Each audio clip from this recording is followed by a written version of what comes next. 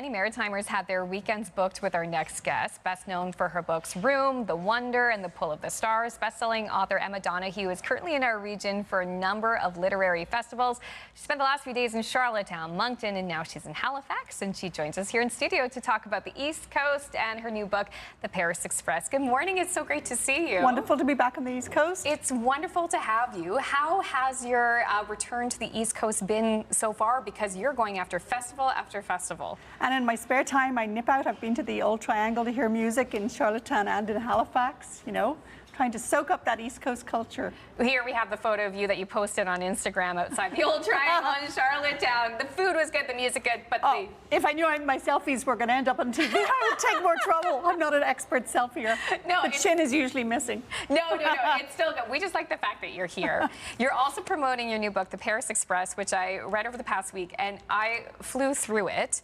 And this is an incredible book. 1895 is when this train crash happened, and this is a real crash that happened, but I feel like not many people know about it. But this is an image of the crash itself. Extraordinary, isn't it? Yet a train burst out an upper window in Paris, and my novel tries to be as much like a train journey as possible. The novel's set over just like 8:30 in the morning till 4 o'clock, and it tries to, you know, bring a lot of people together like a train does, but move at speed and put them all in that same danger.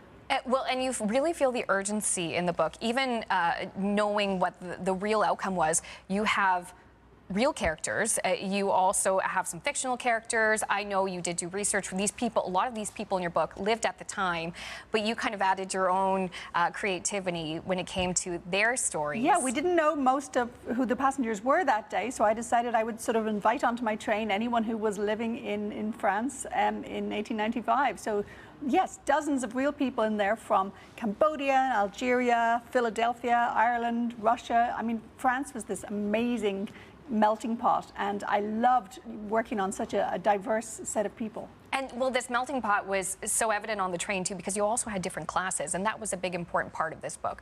Who was in first class, who was in third, and the characters you follow. I mean, we have a young boy, we have a woman who goes into labor when she's on the train, and on top of all that, a young woman who is traveling with a bomb in her lunchbox. You know, when the crash happened, some of the locals said that they had assumed when they heard, it was an anarchist bomb, you know, so I thought, okay, let's complicate the story wonderfully by adding a bomb. I loved the idea of these people so different, you know, one politician in a private carriage he has attached to the train. Yes. People in third class like jammed up against a basket of oysters, but they're all facing the same peril. And, you know, bringing on an anarchist bomber, it sort of allows me to ask those big questions about the injustices of society and how many people were being left behind by this industrial revolution. And so it's a way of making the political really, really passionate and really immediate. And even though this took place over 100 years ago, a lot of those themes still present today. Historical fiction, if it's done well, will always ask the questions of today. And, you know, without imposing, you know, facts from today on the past, you will always find things from the past that chime with today. Yeah, technology in particular, I would say. My novel is full of people who are like, ooh, fast trains, wonderful, typewriters, skis, you know, modernity, the Paris metro, and then other people saying like, hang on, you know, the railways are literally killing a lot of their workers. A lot. The companies kept surgeons on staff for amputations, you know. Tech nearly always has a downside. Right, and not even the best conditions for some of the passengers as well, especially in third class. You did a lot of research on this book, not only for the characters, but what the time was like, and even how the train moved. I feel like you could drive one of these today with everything that you wrote in there. I studied a lot of, you know, videos of people who've restored old trains, and I'm thinking like, how are you? Oh, it's a pull-down rod. You know, the physical stuff. Lots of diagrams, lots of Wikipedia entries, you know, controversies, right. And just a huge number of specialist works about things like, you know, the unions, what rights they fought for the workers, and tiny little details like the stoker would always wear wooden clogs so that his shoes wouldn't go on fire.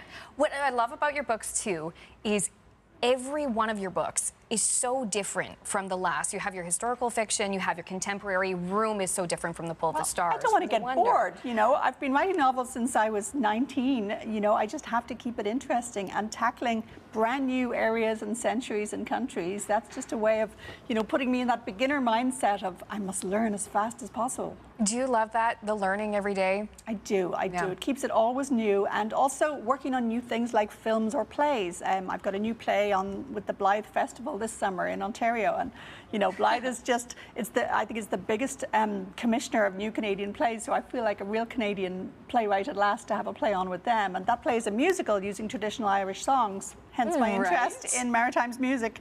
And you know, getting to try a brand new genre like a musical, it makes me feel nervous and so excited. And that's the zone I like to be in. Again, something new. And a lot of people, too, would recognize your work, too, because your books have been turned into Oscar-nominated films like Room, also to The Wonder with Florence Pugh. That was a film released a couple of years ago as well.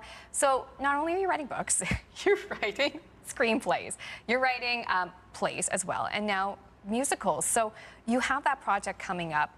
Do you have any other films in the works or any other ideas you'd like to explore for a book? I was lucky enough to adapt somebody else's book for a film.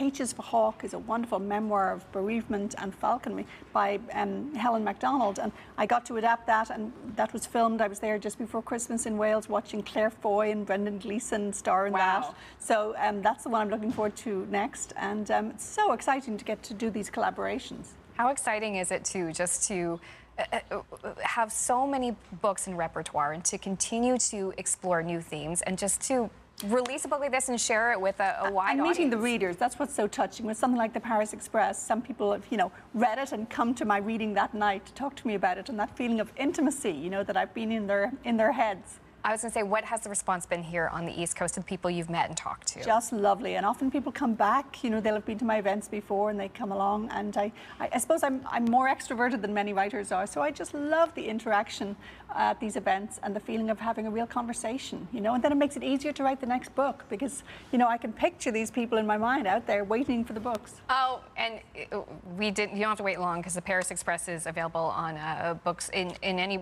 place books are sold. Emma, thank you so much for your time. Amanda. Congratulations on the new book, and I can't wait to see the other projects, and we appreciate having a bit of your time here on the show this morning. Thank you. Till next time. Till next time.